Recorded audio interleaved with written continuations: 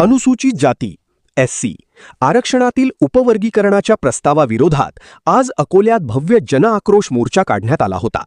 अशोक वाटिका ते जिल्हाधिकारी कार्यालय या मार्गावर निघालेल्या मोर्चात अकोला जिल्ह्यासह विदर्भ आणि राज्यातील विविध भागांतील नागरिक मोठ्या संख्येने सहभागी झाले।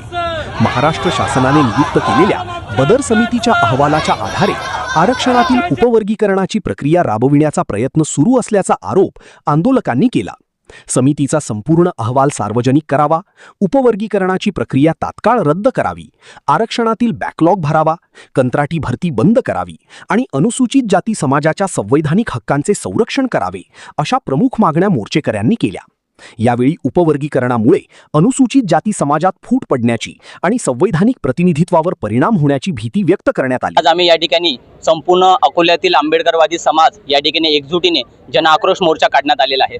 अशोक वाटिकेपासून हा मोर्चा निघालेला आहे आणि आता जिल्हाधिकारी कार्यालय या ठिकाणी येऊन जिल्हाधिकाऱ्यांना आम्ही निवेदन देणार आहोत। या मोर्चाची प्रमुख मागणी अशी आहे की आरक्षणामध्ये जो उपवर्गीकरणाचा घाट या व्यवस्थेने घालत आहे, या माध्यमातून आरक्षणामध्ये फूट पाडून अ ब क ड अशा पद्धतीची विभागणी केल्या जात आहे। यामध्ये विशिष्ट एका जातीला गृहीत धरून इतर 58 जातींना लक्षात घेतल्या जात नाही आहे।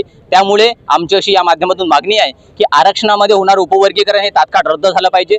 बदर समितीने जो अहवाल सादर केला तो अजूनही जनतेपुढे मांडलेला नाही। ते बदर समितीचा जो अहवाल आहे हा गठीत करत असताना 59 जातीतल्या प्रतिनिधित्वांना त्यांनी मान्यता दिलेली नाही, म्हणून हा अहवालही रद्द करण्यात यावा। ही प्रक्रिया आरक्षणाच्या उपवर्गीकरणाची तात्काळ थांबण्यात यावी, यासाठी जनताचा प्रचंड आक्रोश या अकोल्यामध्ये आज पाहायला मिळत आहे। याविषयी तुम्हाला काय वाटते नक्की कमेंट बॉक्समध्ये लिहून कळवा। महाराष्ट्र मेल चॅनलला लाईक आणि सबस्क्राईब केलं नसेल तर सबस्क्राईब करा। प्रतिनिधी गजानन वानखडेसह Maharashtra Mail news network, Akola.